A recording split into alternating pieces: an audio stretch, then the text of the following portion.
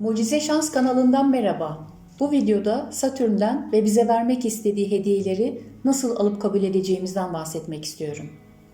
Daha önce Satürn'le ilgili bilinçaltı çalışma videosu yayınlamıştım. Bu sefer de kendi kendinize uygulayabileceğiniz kelime enerjileri çalışmasını anlatacağım. Bu çalışmaları tıpkı Esma-ül Hüsnalar'da olduğu gibi kelime tekrarları ile yapabilirsiniz. Henüz hayatınızda olmayan bir bilincin oluşması için ya o konu için özel bir seans çalışması yapmanız gerekir ya da minimum 21 gün iyileştireceğiniz konuya dair çalışma yapmak gerekir. Zihnin öğrenme şekli tekrar etmektir ve bu süreç minimum 21 gündür. Şimdi biraz Satürn bize haritalarımızda ne anlatmak istiyor, kısaca buna değinelim. Herkesin doğum haritası kendisine özel olduğu için kişiye göre değişmekle beraber ben ortak özelliklerden bahsedeceğim. Satürn bize neden burada olduğumuzu, ne öğrenmemiz gerektiğini, neyi anlamamakta ısrar ettiğimizi, nerede sürekli aynı hataları yaptığımızı gösterir. En büyük kötücül etkiyi yaratır ve biz bunu kendi çabamızla en büyük iyicile çevirebiliriz. Ve bu konuda bilgiler vereceğim. Bu kanaldaki çalışmaların hepsi kendi keşiflerim sonucunda oluştu. Bu nedenle bu çalışmayı daha önce rastlamamışsınızdır. Satürn'ü haritasında çok fazla ön planda olan kişinin hayatında kötümserlik, kaygı, korku, takıntı her zaman baş gösterir. Bize bastırdığımız alanlarımız, atalarımızdan, ebeveynlerimizden getirdiğimiz yükler hakkında bilgi verir. Satürn'ü haritasında sert açılar altında olan kişilerin yaşamında zorluklar, çok fazla sınav ve derin yaralar almasına neden olur. Satürn'ün bize vermek istediği dersleri iyi anladığımızda ödülleri de büyük ve kalıcı olur. Satürn yerleşiminde sorun olduğunda yaşanabilecek rahatsızlıklar. İşitme sorunları, cüzzam, romatizma, sarılık, boş korkular, paranoyalar, titremeler, el ve ayakta gut, hemoroid, kalça, bağırsak, sırt, dizler, kemikler, dalak, saç, omurilik sorunları yaşanabilir. Kısaca burç yerleşiminde olumsuz olarak hangi etkiyi yaratır bundan bahsettikten sonra nasıl iyileştireceğinizden bahsedeceğim. Satürn Koç burcuna yerleştiğinde zarardadır ve sabırsız, inatçı, bencil, dikbaşlı, geçinmesi zor insan yapısı verir. Bunları kontrol etmeyi öğrenmesi gerekir. Satürn Boğa burcundayken kişiye duygularını ifade etmekte zorlanma, inatçılık ve dikbaşlılık, maddeye aşırı önem vermesine neden olur. Dersleri genelde para ve sevgi konularıdır. Satürn İkizler burcundayken ilgi alanı dağınık, kendini kısıtlanmış, mutsuz hissetme, konuşma zorluğu veya sivri dilli olma, şüpheci ve eleştirel olma özellikleri verir. Sınavları genelde kardeşler, yakın çevre, dürüstlük konuları ile ilgilidir. Satürn yengeçteyken düşük konumdadır. Geçmişte yaşananları affedemeyen, duygusal olarak takıntı yapan insanlara güvenemeyen yapı ve karamsarlık verir. Çabuk kırılır ve kırabilir. Aile yaşantısı soğuk ve serttir. Hayattan zevk almakta zorlanabilir. Satürn Aslan burcunda düşüktür ve egosal sorunlar yaşatır. Kibirli, kıskanç, kendisinden ve çevresinden yüksek beklentisi olur. Kendine güven problemleri yaşar, sert, disiplinli bir ebeveyn olur, yaratıcılık ve çocuklar, aşk konularında sorunlar yaşar. Satürn Başak burcundayken kişi kusur bulucudur. Kendisini ve başkalarını çok çalışmaya sevk eder.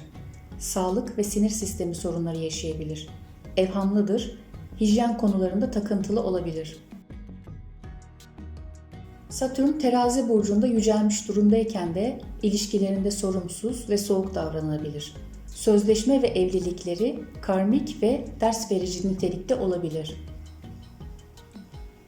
Satürn Akrep burcunda olumsuz yerleşimdeyken kişi kurnaz, acımasız, merhametsiz olabilir. Duygularını ifade edemez ve intikamcıdır. Madde ve maneviyat arasındaki dengeyi öğrenmelidir. Satürn Yay burcundayken kötü açılarında dikkatsiz, alaycı, samimiyetsiz, asi olabilir. Yüksek öğrenimde engellenme yaşayabilir. Öğrenme zorluğu, inanç konularında sorunlar yaşayabilir. Satürn Oğlak burcundayken olumsuz açılarında bencil, şüpheci, dalgın, kinci olabilir. Başarısızlık korkusu yaşayabilir. Ciddi, kimsesiz ve yalnız olabilir. Satürn Kova burcundayken yücelmiş durumdadır ve olumsuz yerleşimde kuşkucu, tartışmacı özellik verir. Gruplar tarafından zorlanma yaşayabilir. Dik kafalı, kurnaz, inatçı, kinci olabilir.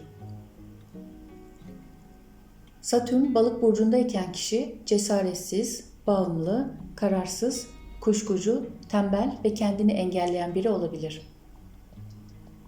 Satürn'ün evlerdeki yerleşim zorluklarını başka bir videoda anlatacağım. Şimdi sıra geldi Satürn'ün bize öğretmek istediği sınavları nasıl kolaylaştırırız ve ödüllerini nasıl alırız konusuna. Bu videoda yine kelime enerjileriyle sürekli tekrar ederek iyileşmek üzere çalışma veriyorum. Şimdiden uygulama yapan herkese ve bütüne katkı ve şifa olsun. Kelime enerjileri tıpkı Esma-ül Hüsna gibi tekrarla yapılıyor. Evet, sırayla kelimeleri veriyorum. Siz eksikliğini hissettiğinize, yani ihtiyacınız olana çalışın. Bu çalışmalar için önce verdiğim kelimeyi tekrar edin. Sonra o kelimeye karşı yargınız kalktığında ise başına ben ifadesini getirerek çalışın. Örnek veriyorum. Geliştirmek istediğiniz veya başkalarında sık rastlayıp rahatsız olduğunuz yönünüz disiplin ve disiplinli kelimesine çalıştınız diyelim.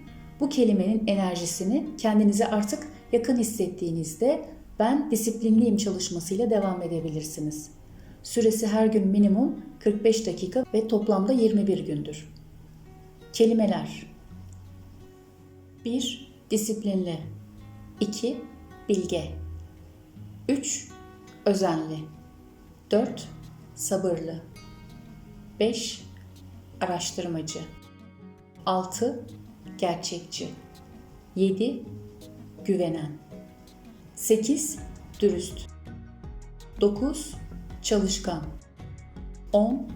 Güvenilir. 11. Sorumluluk sahibi. 12. Sadık. 13. Sevimli. 14. Pratik. 15. Şanslı. 16. İyi şans. 17. Zengin. 18. Sevinçli.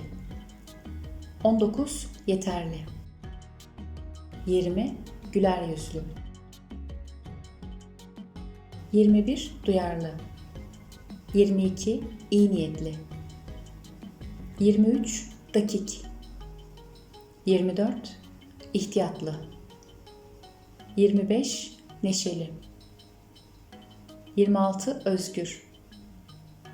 27. Umutlu. 28. İyimser. 29. Cömert. 30. Alçak gönüllü. 31. Başarılı. Evet, seçtiğiniz kelime için 21 gün boyunca uygulama yaptıktan sonra kelimenin başına ben ifadesini koyarak çalışmayı yapmaya devam edin. Sevgiyle kalın.